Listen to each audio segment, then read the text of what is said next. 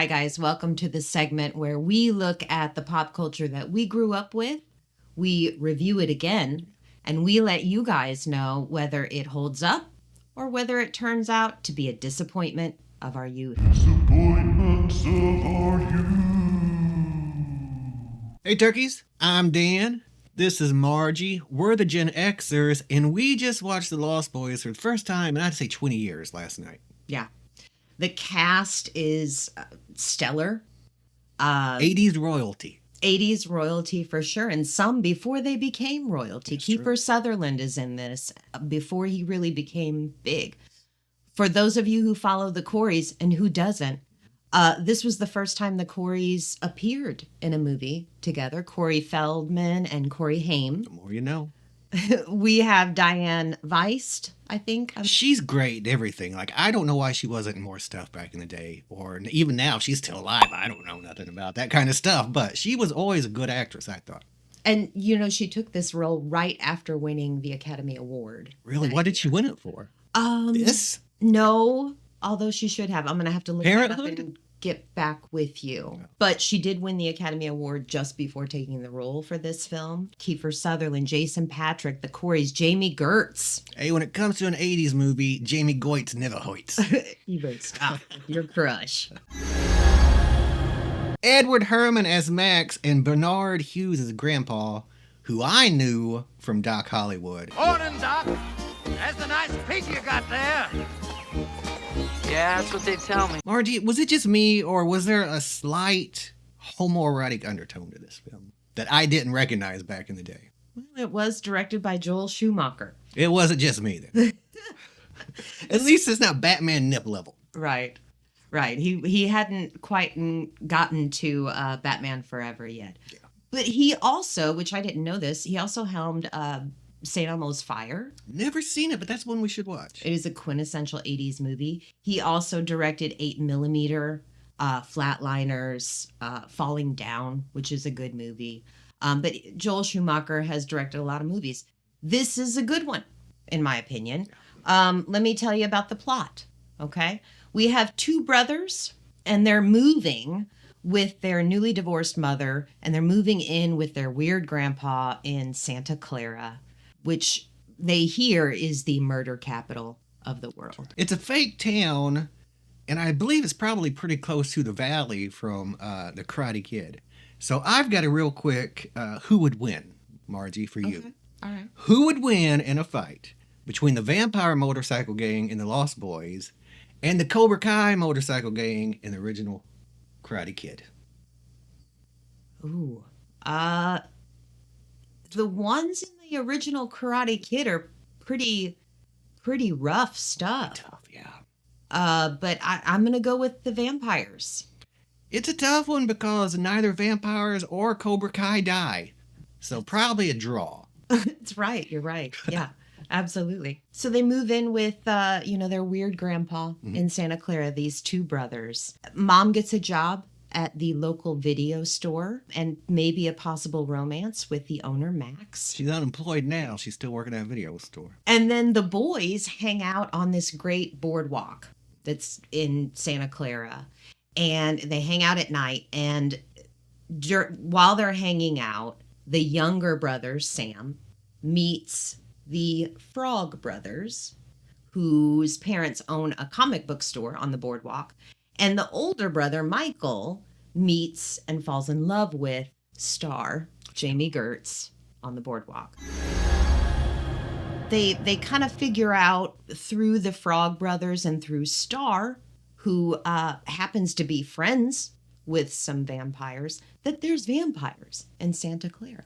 Yeah, Jason Patrick gets turned into a half vampire, I guess. So they've got to get rid of the main guy so that he goes back to normal.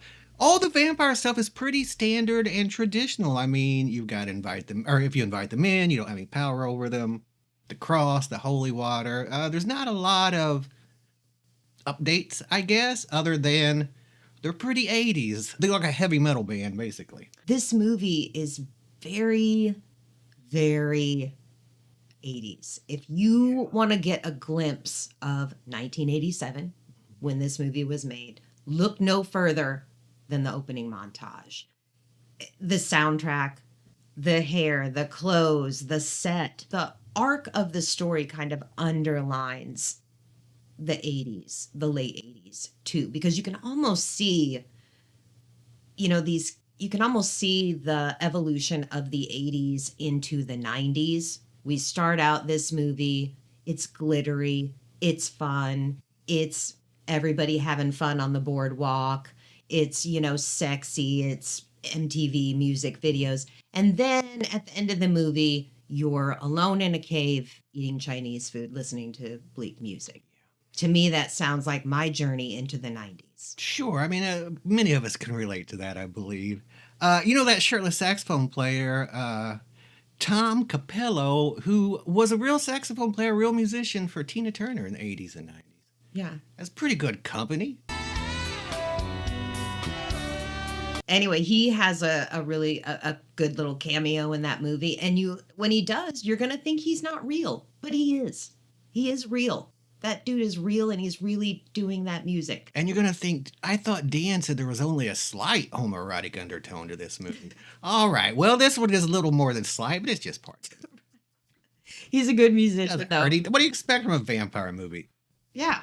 I mean, speaking of vampire movies, one thing about this movie that, made us do a whole Disappointments of Our Youth on it, not only does it capture the quintessential 80s vibe, but it also ushered in that kind of MTV era. What, my MTV? And it ushered in this new concept of vampires as young and hip and cool. They were the evolutionary step to glittery vampires. Yeah, they were still scary and they weren't quite sparkling yet, but you could see Robert Pattinson coming. That's for sure. Oh, yeah. And Kiefer Sutherland, who opens up with the first pout of the movie, the first brood of the movie. Joel Schumacher did say this cast made the movie, and Siskel and Ebert agreed. A lot of reviewers agreed that the cast was just great all the way down the line. They're all really good. I would say, especially Kiefer. He puts some humanity into that vampire, and he doesn't even get that many lines. Right. But he's good. Yeah. And that was something that Schumacher said, too. He said, he doesn't get that many lines, but his presence is just amazing in that movie. And like Margie said, the style, pure 80s. You still got Corey Haim in the fun-loving 80s, while Jason Patric's moving toward the 90s.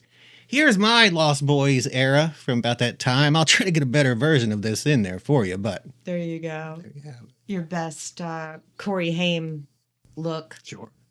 Speaking of fashion icon in this movie, you're going to watch it. You're going to want to go directly to a Great Clips near you and a thrift store and start trying to find those shirts that he wears. It's great. Nice. The production itself, everything from the music to the set design to the effects. There's some great practical effects in here. They do a lot with lighting, and they do a lot with like smoke machines and music and atmosphere, and it works in this movie. And they probably saved a little bit on budget doing that, but you can't tell. It's just really well produced. It looks very MTV, but it looks very good. And the writing is really good. It's an hour and 36 minutes or something like that, and I feel like that was long enough. They got everything through they needed to. Yeah. Foreshadowing is really good. I'm not going to spoil anything, but it's just done well.